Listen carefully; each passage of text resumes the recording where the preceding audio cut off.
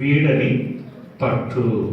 విశ్వాసము మరియు నమ్మకము చాలా అవసరమైందండి. విశ్వాసం ఉన్నప్పుడే నమ్మకం ఉంటుంది, నమ్మకం ఉన్నప్పుడే కార్యాలు మనం చూడగలము. హల్లెలూయా. నువ్వు విశ్వాసం లేకుండా దేవునికి ఇష్టడుగా నువ్వు జీవించలేవు.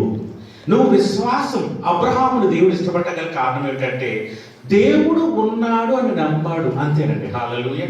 దేవుడు ఉన్నాడని నమ్మటమే అతడు గొప్పవాడిగా చేసింది, అనేక మంది విశ్వాసులకు తండ్రిగా నిలవబెట్టింది. హల్లెలూయా.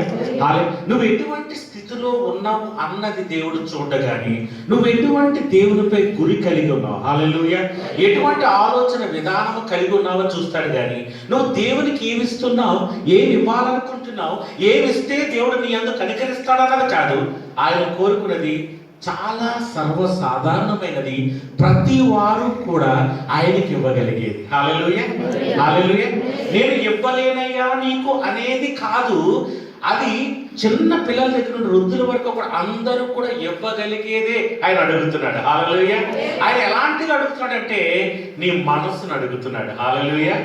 ఎందుకయ్యా నా మనసు అంటే నీ మనస్సులోనికి వచ్చి నేను నివాసం చేస్తాను. హల్లెలూయా.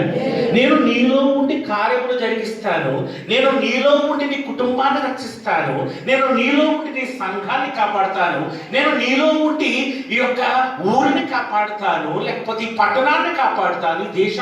అంటే నీలో ఆయన ఉండి ఆయన కార్యాలు జరిగించుకుంటానని చూస్తున్నాడు. హల్లెలూయా.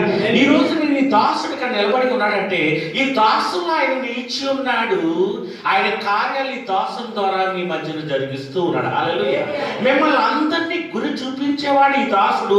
ఎవరి యొద్దకు నడిపిస్తున్నాడు అంటే మన మంచి కాపరైన యేసు యొద్దకు మనల్ని నడిపిస్తున్నాడు. హల్లెలూయా. ఆయన ప్రాణము తీసే దేవుడు కాదు, ఆయన ప్రాణము పెట్టే దేవుడు. హల్లెలూయా.